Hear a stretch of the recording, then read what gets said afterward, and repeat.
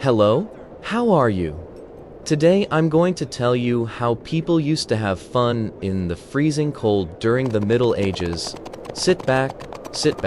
close your eyes, and get ready to listen to the story in peace. First, please take a minute to subscribe, and if you're watching from another country, please leave a comment with the time there. Thank you, and have a good night. The frost had come early that year to the town of Ashburn, settling over the thatched roofs and frozen mud lanes with a hardness that the older folks said they had not felt since the great winter a decade before, and it was into this cold on a night in January of the year 1321 that a young traveling storyteller named Alric pushed open the heavy oak door of a tavern called the Boar's Head and stepped gratefully into the warmth and noise within. He was perhaps 20 years of age, his cloak crusted, white at the shoulders, his fingers so stiff with cold that he had to work them for a full minute before he could properly unclasp the strap of his pack. And he stood for a moment just inside the doorway, letting the heat of the room and smell of wood smoke, spilled ale, and roasting meat wash over him after 3 days of walking frozen roads between market towns. The room that greeted him was low-beamed and crowded, lit by a great central hearth, whose fire threw shifting orange light across perhaps 30 faces. And Alric understood immediately, from long practice reading such rooms, that he had found exactly the kind of gathering that made a hard winter journey worthwhile for a man who earned his bread by telling stories. The tavern keeper, a broadman named Godwin, who had run the Boar's Head for some 20 years, having inherited it from his own father, caught sight of the newcomer and raised a hand in greeting from behind the long trestle counter where he drew ale from wooden casks stacked against the wall. Godwin's establishment was, in the careful legal language of the period, technically an alehouse rather than a proper tavern,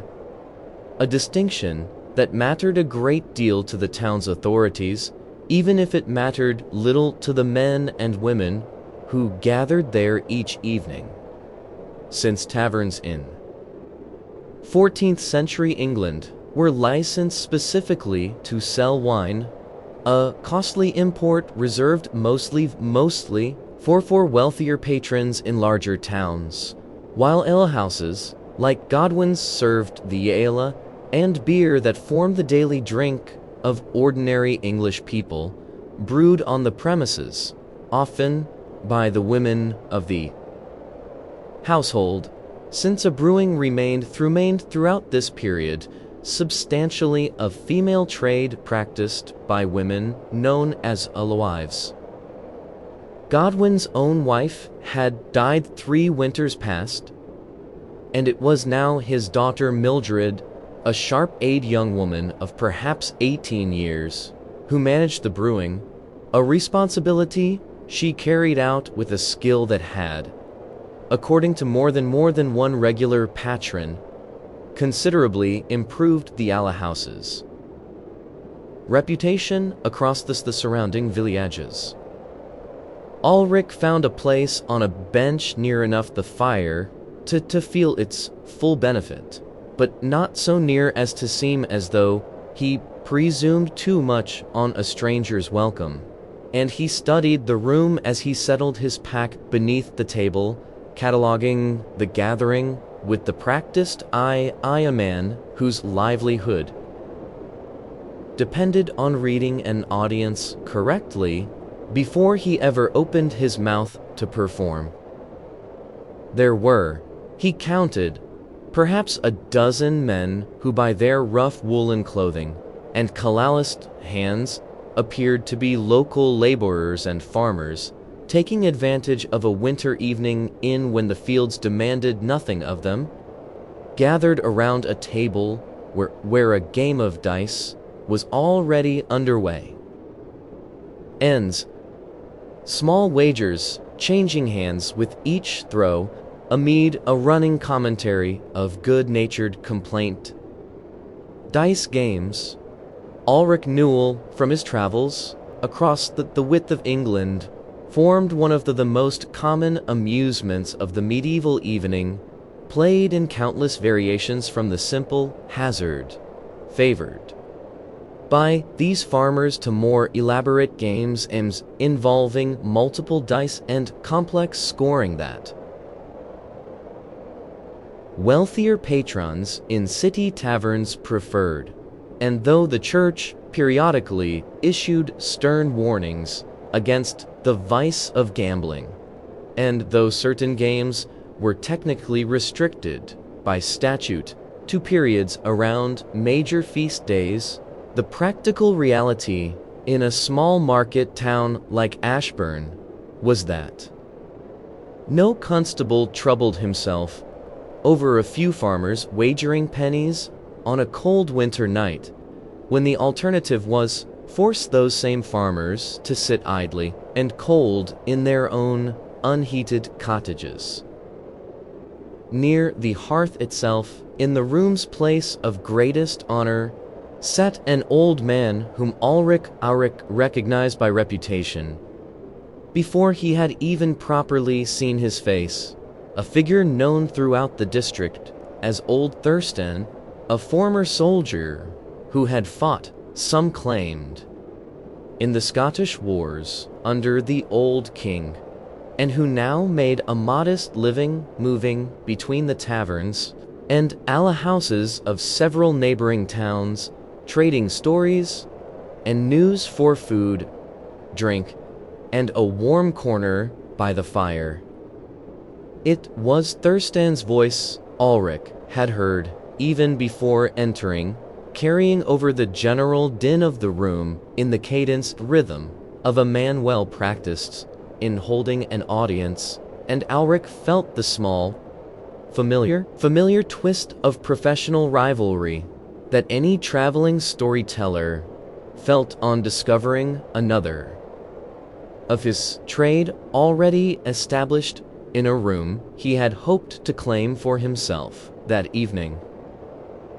But he was tired and cold, and the smell of the stew Godwin's daughter was ladling into wooden bowls at the counter reminded him forcefully that he had eaten nothing since dawn, and so he decided, for the moment at least, simply to listen, to warm himself, and to judge whether the room held space enough for two storytellers before he made any decision about how the evening ahead might unfold. Mildred brought him a bowl of stew and a cup of ale without being asked, setting them down with the brisk efficiency of a woman who had learned to read new arrivals as quickly as her father did, and when Ulrich offered a coin, she waved it away, telling him with a slight smile that the house extended its first cup free to any traveler arriving in weather cold enough to freeze the water in a well bucket by midday, a custom Ulrich had encountered in various forms across many of the towns he had passed through, since the hospitality extended to travelers in such conditions was understood by most tavern keepers as both simple decency and sound practice, given that a traveler who froze to death on the road outside one's establishment brought considerably more trouble than the cost of a single cup of ale. He thanked her properly and turned his attention back to Old Thurston, who had reached, it seemed, the climax of whatever tale he had been telling, a story concerning a knight and a bridge, and a riddle posed by a creature that Thurston variously described, depending on which telling one credited, as either a great black hound or a spirit wearing a hell's shape, a tale that held the surrounding listeners in the particular rapt silence that marks a room genuinely caught up in a story, rather than merely tolerating one out of politeness. This was the true substance of a medieval wing-interior evening in a place like the Boar's Head, an entertainment economy built almost entirely around voice, memory, and the shared attention of a room, since the long dark months of an English winter offered ordinary people remarkably few alternatives once the sun had set. There were no books in that room, nor would there have been even had every person present known how to read, since a written book remained, in the end, in the year 1821, an object of considerable expense that no alehouse in a modest market town would have possessed. What existed instead was an oral tradition of extraordinary richness, carried from town to town by men like Thurston and Ulrich hoped by himself, a tradition that included not only the romances and adventures of knights and supernatural creatures that Thurston favored, but also fables drawn from Aesop and other classical sources, filtered through generations of retelling, religious stories of saints and miracles that blurred pleasantly at the edges into folk tale, and the endlessly popular ballads recounting the exploits of outlaws living beyond the reach of the king's law in the great forests that still covered much of England, tales whose heroes robbed the rich and defied corrupt officials in ways that spoke directly to the frustrations of an audience who paid taxes and rents to lords and officials they rarely saw and even more rarely trusted. When Thurston finished his tale, to a round of appreciative pounding on tables that served in a room without the custom of applause as later centuries understood it,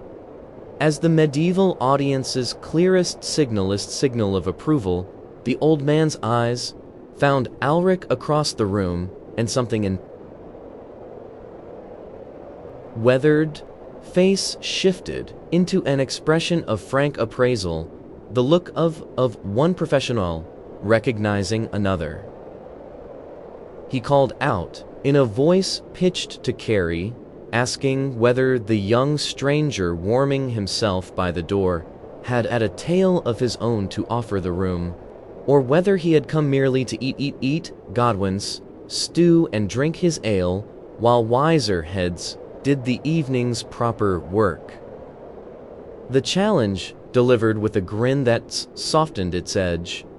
drew a ripple of laughter and a chorus of encouraging shouts from the dice players and the other patrons, and Ulrich felt the familiar tightening in his chest that came before every performance, a feeling he had learned across several years of this itinerant trade, never entirely faded, no matter how many rooms he had won over before. Ulrich rose from his bench, brushing the last of the road dust from his sleeves in a small, practiced gesture that bought him a moment to settle his thoughts, and he told the room that he would indeed offer them a tale, though not, he warned with a glance toward Thurston, one of hounds and bridges, since a wise storyteller never followed a rival too closely on ground the rival had already claimed. Instead, he told them he would sing for he carried with him not only stories, but a small harp. Its wood worn smooth from years of handling, and he began to unwrap it from the cloth that protected it against the road's weather, even as he explained that he intended to offer them a ballad concerning Robin Hood, a figure whose exploits had, by this point in the 14th century, already began circulating widely enough in oral tradition that the mere mention of the name drew an appreciative murmur from several corners of the room. The historical Robin Hood, if indeed any single historical figure lay behind the accumulating legend, remained by this period already a matter of some vagueness, even to those who told his stories most enthusiastically, the tales having grown and multiplied through decades of retelling among exactly such rooms as this one, absorbing details and adventures from a dozen different sources, until the outlaw of the ballads had become less a specific historical a man than a vessel for the audience's hopes regarding justice, generosity, and defiance against abusive authority. Ulrich's fingers found the harp strings, and he began, his voice pitched to carry over the crackling fire and the settling murmur of Orroom preparing itself to listen, and for the better part of the next quarter hour the boar's head fell into the particular that a skilled performer could draw. Even from an audience of tired laborers and half-drunk dice players, a silence broken only by the occasional gasp or laugh at a well-placed turn in the tale.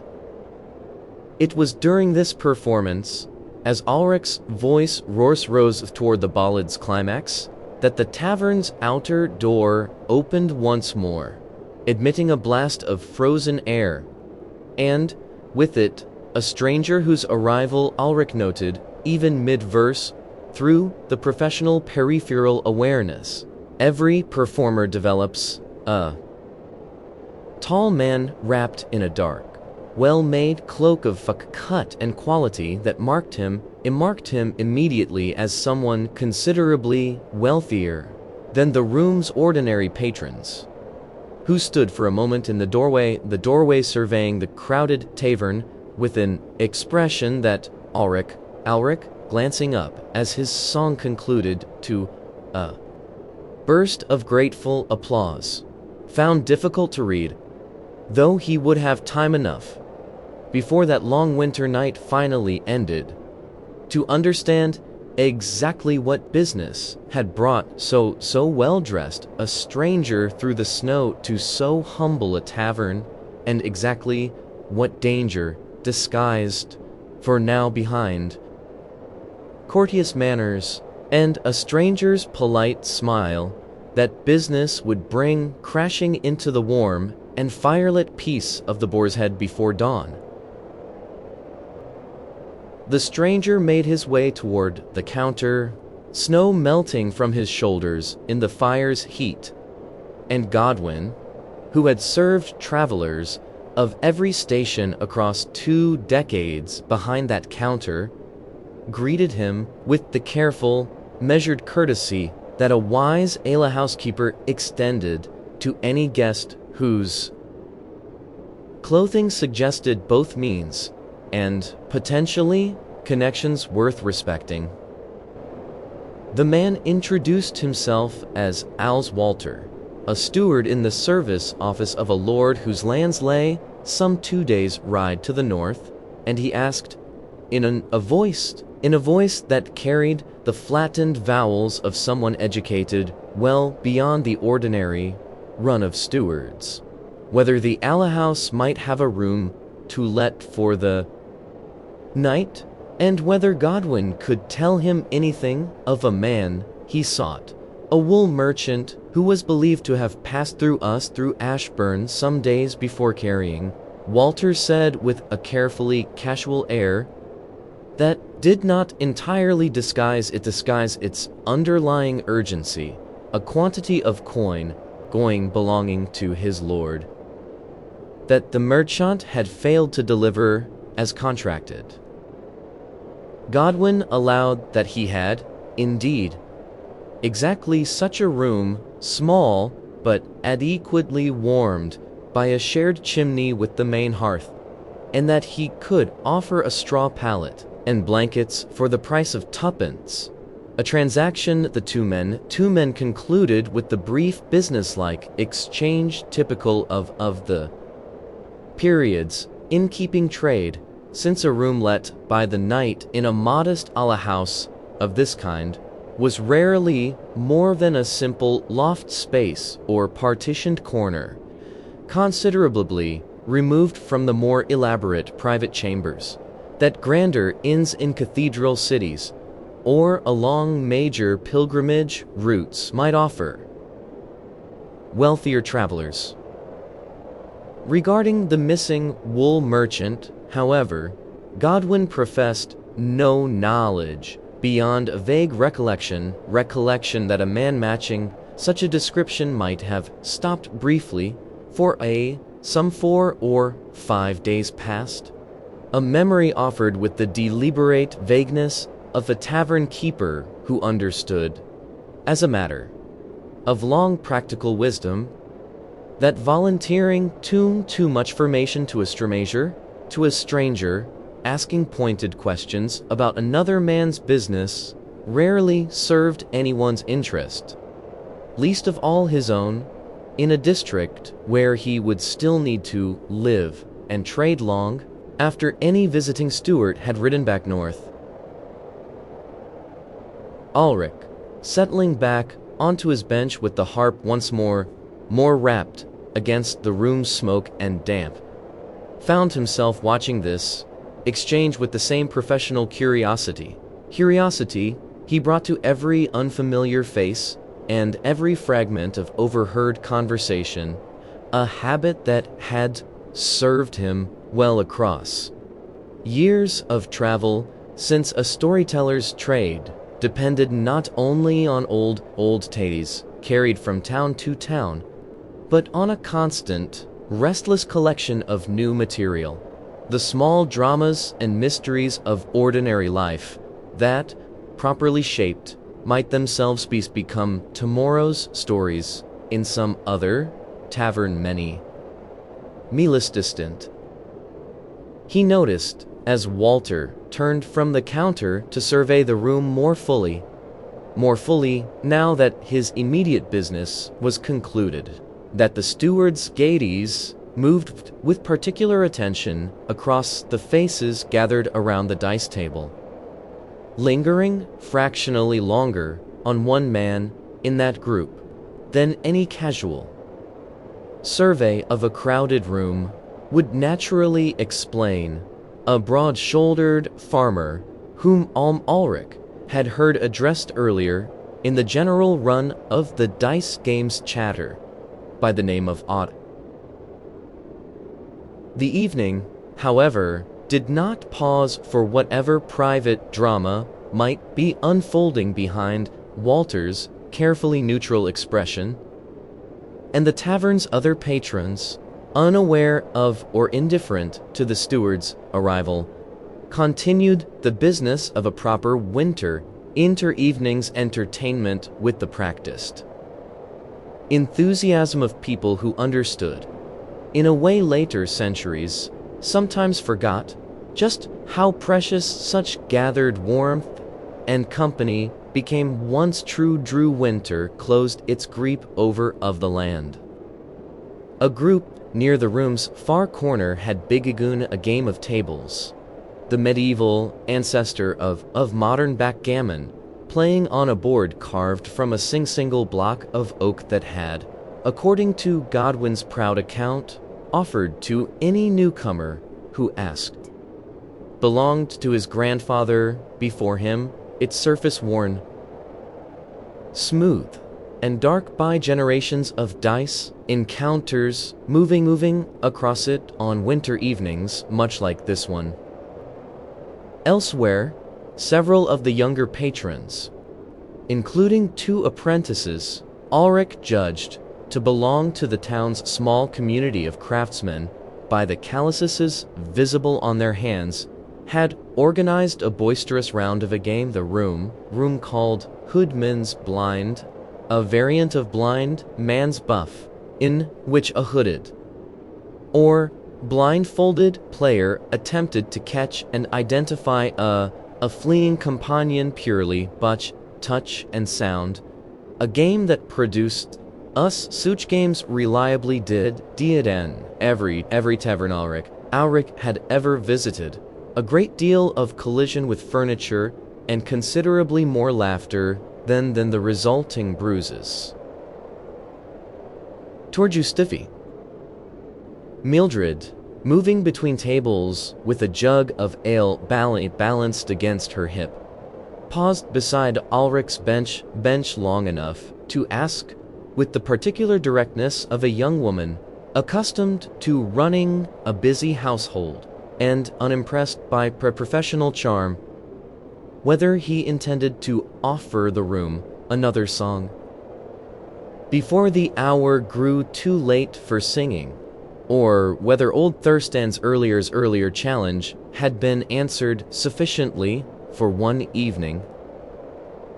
Ulrich, glancing toward the corner where Walter had settled himself with cup of the house best ale, his eyes still drifting periodically toward the dice table where Osric continued his game with an ease that Ulrich now found himself questioning, wondering whether ease was genuine or a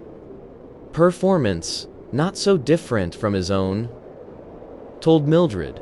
that he thought perhaps one more tailor remained in him yet, though he found his attention, even as he spoke, drawn increasingly toward the quiet, watchful presence of the steward in the corner, and toward the question of what business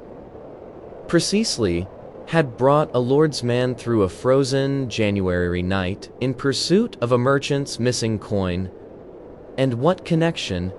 if any, that business might hold to the broad-shouldered farmer laughing over his dice, as though he had not a single care troubling the world beyond that night's modest wagers. Thurston, ever alert to the currents moving through a room he had spent decades learning to read, settled himself onto the bench beside Ulrich during a lull in the general noise, his voice pitched low enough that it would not carry beyond 2 of them, and he asked with the bluntness of an old man who had long since stopped concerning himself with subtlety, whether the young storyteller had noticed the same thing he had regarding their well-dressed new arrival. Ulrich admitted that he had, and the 2 men, professional rivals, turned briefly into professional allies by shared curiosity, spent the next several minutes comparing observations in the manner of men accustomed to reading a room for a livelihood. Walter's cloak, though well made, showed signs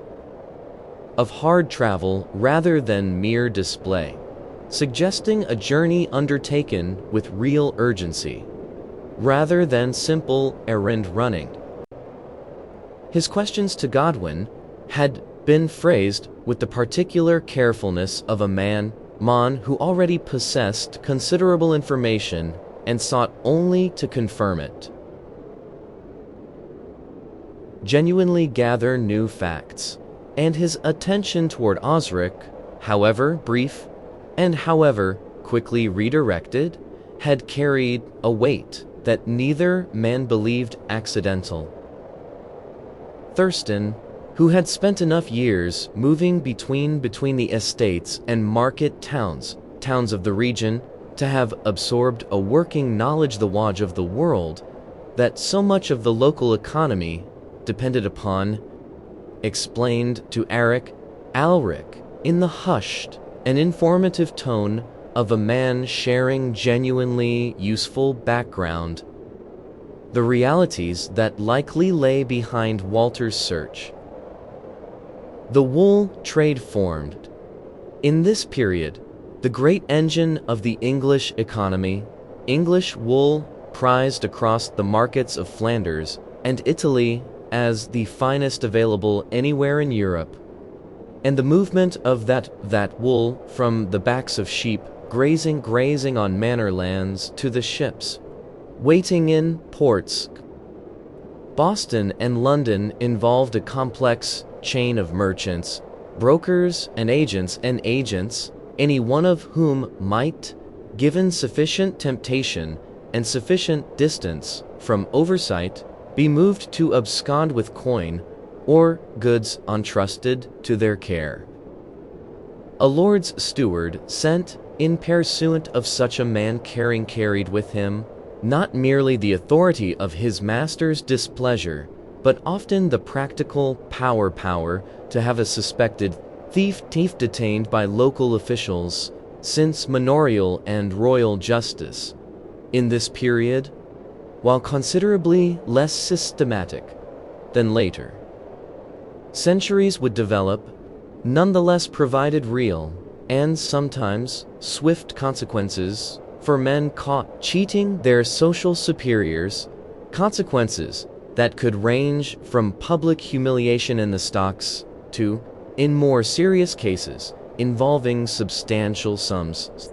the full weight of the king's law and its considerable capacity for harsh punishment. It was into this quiet, speculative conversation that Godwin himself intruded, drawing up a stool with the unhurried confidence of a man in his own establishment,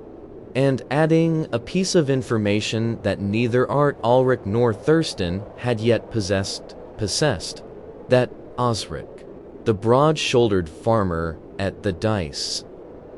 table, had arrived in Ashburn only that same week, claiming kinship with a family in the town, but staying, so far as Garance Consud wins considerable network of local knowledge extended, at no house that any of his supposed relations would confirm housing him, a small discrepancy that meant little on its own,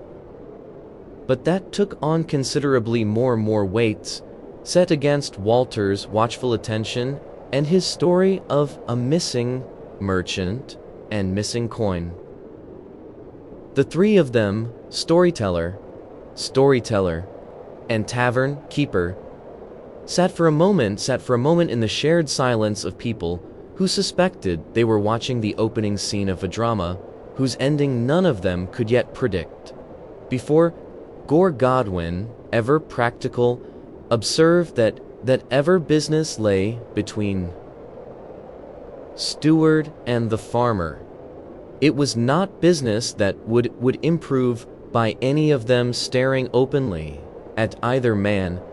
and at the evening's entertainment, for the sake of every other their patron who had come to the Boar's Head, seeking nothing more complicated than warmth and good company on a bitter night, ought to continue as though nothing at all unusual had walked through that door with the snow. Ulrich took up his harp once more, and this time, rather than another ballad of outlaws and forests, he offered the room something lighter, a comic tale concerning a foolish miller and his even more foolish wife, a story he had learned years before from an older performer in a tavern near Nottingham, and had since adapted, as every storyteller adapted every tale in their repertoire, to suit the particular temper of whatever room he found himself performing in that night. The tale drew the laughter he had hoped for loud enough that even Walter, seated in his corner with a stillness Auric now read as watchfulness rather than mere fatigue, allowed himself a thin smile at the story's more absurd turns, and for a while the tension had small jerklet of observers eased into something closer, ordinary tavern warmth. The dice game continued at its table. Ostrix, look running favorably enough that he had accumulated a small pile of pennies before him. And the game of tables in the corner concluded with a burst of good-natured argument over a disputed point of scoring that Godwin, called upon to arbitrate, settled. With the weary patience of a man who had mediated 1,000 such disputes across 2 decades of innkeeping. It was during this interval of restored ordinary cheer that Ulrich found occasion to observe more of the particular textures that made this winter evening what it was, details he catalyzed with the same instinct that had, over years of travel, filled his memory with the raw material from which every future story would eventually be shaped. He noted the spiced warmed ale that Mildred began serving as the night deepened and the cold outside grew sharper, a mixture of ale heated with a poker drawn glowing from the fire and flavored with whatever spices the household could afford, in this case a modest addition of ginger that Godwin had purchased at considerable expense from a trader passing through the previous autumn, since true spices, imported across enormous distances from Asia through a chain of merchants that made even the humblest addition of ginger or pepper to a poor household's alia a small luxury worth commenting upon. He noted, too, the songs that rose periodically from different corners of the room, not the formal balladry of his own performances, but the looser, communal singing of men and women who knew the same handful of verses from childhood and required no trained voice or harp to join together in something that, however rough, carried real warmth. Songs about the seasons, about love won and lost, about saints whose feast days marked the passing of the agricultural year with a regularity that gave shape and meaning to lives otherwise governed by the relentless demands of field and flock. The evening's ordinary rhythm broke, however, when a commotion arose near the tavern's door. Not the arrival of some third mysterious stranger, but rather the return of 2 men who had stepped outside some minutes before to relieve themselves in the yard's privy and had come back in considerable agitation, their voices rising over the general noise of the room, with a report that silenced conversation table by table as it spread. They had found in the yard behind the alley house tracks in the fresh snow leading toward the stable, where travelers' horses were kept for the night, tracks that suggested someone had been moving about outside in the deep cold and darkness with evident purpose. And one of the 2 men, peering through the stable's open door, before hurrying back inside to raise the alarm, swore he had glimpsed a horse being led out into the night by a figure he could not clearly identify in the darkness, a horse that matched, as several patrons quickly confirmed once Walter himself strode to the window to look, the description of the steward's own mount, stabled there not 2 hours before. Walter's careful composure broke for the first time that evening, a flash of genuine alarm crossing his face before he mastered it once more. And he moved quickly toward the door, calling for a lantern and demanding to know which patrons had left the room in the last quarter hour. A question that Godwin, moving with the same quick authority he brought to settling disputes over dice and dominoes, helped answer by counting faces against his own careful memory of who had been present when the alarm was raised. It was Thurston, watching this unfold with the sharp attention of a man who had spent a lifetime noticing what others missed, who observed quietly to Ulrich that Osric's place at the dice table now stood empty. The farmer's small pile of winnings left uncollected on the rough wooden surface, a detail that seemed, in the sudden urgency of the moment, to answer at least one of the questions that had hovered unspoken over the tavern since Walter's arrival. The room divided quickly into those willing to brave the bitter cold to help search, and those who preferred to remain by the fire speculating on what they had just witnessed. And Ulrich found himself driven by the same restless curiosity that had made him a collector of stories rather than a farmer,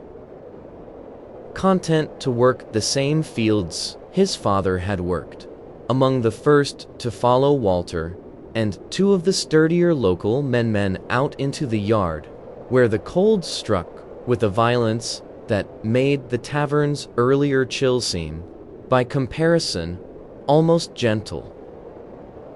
The tracks were exactly as reported, a confused trampling of footprints and hoofprints leading from the stable door out through the yard's gate and onto the frozen lane beyond, already softening at the edges under fresh, lightly falling snow that would, within another hour or two, erase them entirely, and with them any hope of following by sight alone. Walter, crouching briefly to examine in the tracks, with the practiced eye of a man who had clearly spent considerable time in his lord's service dealing with exactly this kind of pursuit, announced grimly that the thief, whoever he proved to be, had perhaps 20 minutes lead at most, and that a horse moving fast on a frozen road in darkness carried real risk of injury to both rider and mount, a risk that a desperate man might nonetheless judge worth taking if the alternative was capture and whatever punishment awaited thief caught stealing not merely coin, but a nobleman's own horse, crime that English law of this period treated with particular severity, since horse theft ranked among the offenses most likely to see a convicted man hanged rather than merely fined or pilloried. The animal itself representing, in a rural economy, where horses remained expensive and vital tools, both labor and transport, a value that the law's framers considered worth defending with the heartiest available sanction. Godwin, who had followed the search party out into the yard, despite his own better judgment regarding the cold, suggested that pursuit on foot through darkness and fresh snow offered little practical hope, and that their wiser course lay in rousing the town's constable, an office that in a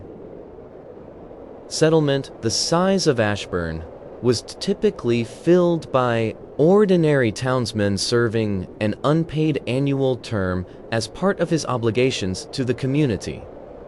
A man named Aldous, who kept a small holding at the town's northern edge, and who possessed, crucially, both a horse of his own and insufficient local authority to raise a proper hue and cry. The ancient legal mechanism by which English communities of this period were obligated to pursue and apprehend fleeing criminals, a duty that fell upon every able-bodied man who heard the alarm raised, under penalty of fine, or worser, for any who refused to join a lawful pursuit once summoned. It was Thurston, of all the gathered company, who volunteered to run the short distance to Aldous' holding, insisting despite his years that his old soldier's legs remembered well enough how to move quickly over frozen ground. And he vanished into the darkness with a speed that surprised several of the younger men watching, leaving Walter, Godwin, and the small knot of patrons who had followed them into the yard to debate, in the meantime, what practical steps might be taken before the constable's arrival. Ulrich, standing at the edge of this hurried council with his breath clouding thick in the frozen air, found himself thinking not of the theft itself, but of Ostrich's earlier ease at the dice table, the ordinary, unhurried laughter of a man who had shown no outward sign of the desperate flight he was now, apparently, engaged upon, and he wondered aloud, more to himself than to the company around him, whether a man planning so bold a theft would truly have spent the preceding hours so visibly at leisure, wagering pennies he could ill afford to lose attention to, rather than watching the door, and waiting for his opportunity with the coiled patrons Ulrich might have expected from a practiced thief. This observation, offered almost easily, caught Walter's attention in a way that surprised Ulrich. The steward turning from his low conversation with Godwin to fix the young storyteller with a look of sudden, sharpened interest, and he asked what exactly Ulrich meant to suggest. Ulrich, feeling the weight of every eye now turned toward him in the cold yard, admitted that he meant only to observe that Ostrich's behavior across the evening had struck him as a man whose trade depended on reading exactly such behavior in a room as entirely too relaxed for a man harboring the intention of theft and flight, and that this observation sat uneasily alongside the convenient fact of the farmer's disappearance at precisely the moment his absence would be most damning. Godwin, considering this, added his own piece of doubt to the growing uncertainty.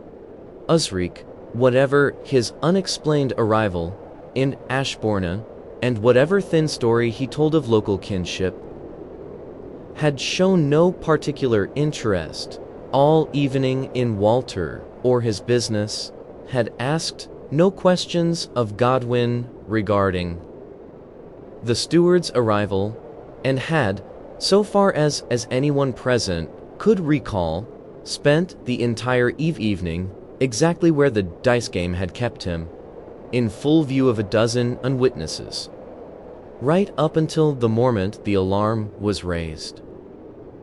Walter's expression, in the lantern light, shifted through several stages of consideration before settling into something harder and more troubled than in the simple certainty he had carried moments before, and he said, slowly, that if Ostrich had not taken the horse,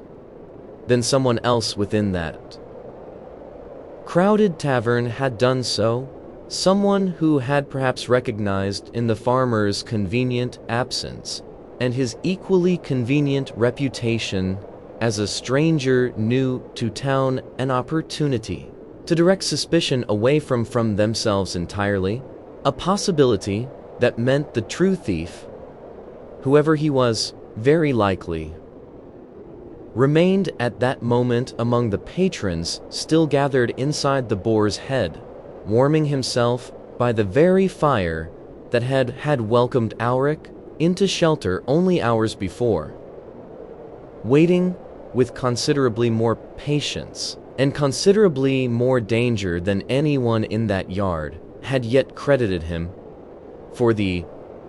search to exhaust itself in pursuit of an innocent man fleeing into the frozen dark for reasons that had as yet nothing at all to do with Walter's stolen horse or his missing merchant's coin. Please subscribe and leave a comment.